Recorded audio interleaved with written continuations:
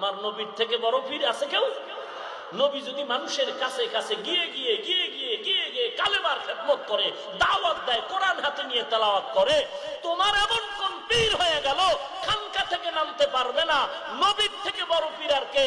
তুমি বলবা আমার পীরের নিরাপত্তা নাই। নাই কেন? এমন আকাম করছো কেন? তোর পীরের নিরাপত্তা নাই, আকাম করছো কেন?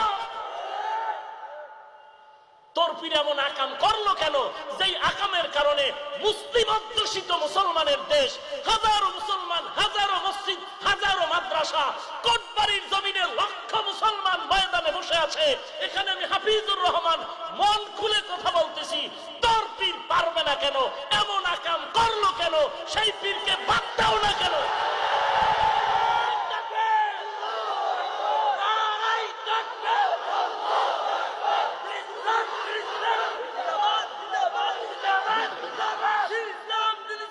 এই আমার কথায় কোনো দালালি আছে? সমস্যা কি? মানুষের কোরআন বুঝাইবো না? আমরা বুঝাইতেছি না? কই আমাকে কাফের কয়, মুশরিক কয়, কথায় কথায় কাফের কাফের কাফের কাফের। হাফিজুর রহমান মুশরিক মুশরিক মুশরিক। কই এত ভয় পেয়ে তো আমরা কোরআনের খেদমত বন্ধ করি নাই। তো তোমার পীর সাহেবরে যদি কেউ গালিও দেয়, বুক ফুলাইয়া এসে কোরআনের খেদমত করো, বয়ান করো, সমস্যা কি? হ্যাঁ এমন আকাম করেছে, দ্বিতীয়ত কোরআনের পুঁজি নাই, হাদিস নাই, বয়ান করবে কচু কচু কচু।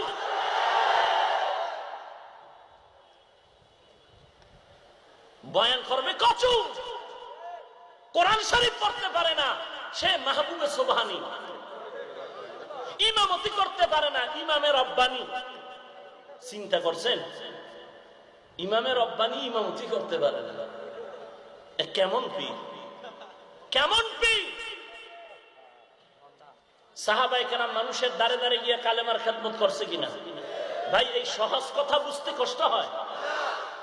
তাহলে আল্লাহ বিবেক দিছে, এই কথাগুলো নিয়ে একটু চিন্তা করুন, এই কথাগুলো ভাবেন, সঠিক রাস্তা পেয়ে যাবেন।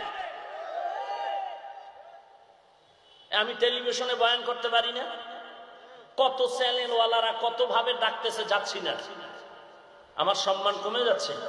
হ্যাঁ ওরে উম্মতের সময় দিব কখন? টেলিভিশনে যাব কখন? এই উম্মতের মাঝে সেই রমজানের ঈদের পরের দিন থেকে দৌড়। রমজানের ঈদ গেল যেদিন, তার পরের দিন পোস্টারে দিছে ঈদুল ফিতরের পরের দিন মাহফিল, তারিখ টারিখ নাই।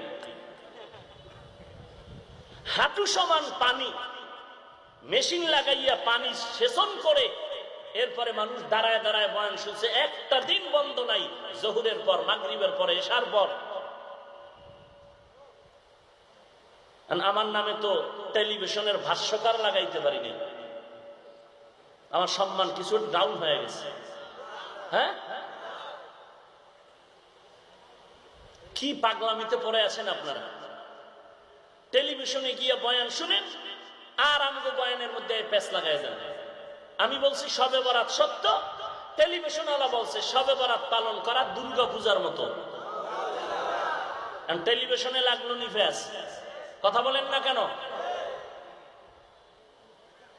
আল্লাহ সব ভাইকে হেদায়েত দান করুন। রাগ করতেছেন? পীরের বিরুদ্ধে বলছি? ওরে আমি এই জগতের সব থেকে বড় পীরের ভক্ত, বাকি আমার পীরের ভক্ত আমি থাকবো কতক্ষণ? আমার পীর সাহেব আল্লাহ এবং নবী মানবে যতক্ষণ। সোজা ভেজাল নাই কোনো কথায়, কোনো দালালি নাই, দলাদলি নাই।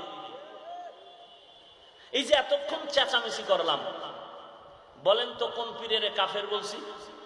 নাম ধরে সরকারের কয়টা গালি দিছি? রাষ্ট্রের বিরুদ্ধে কি বলছি?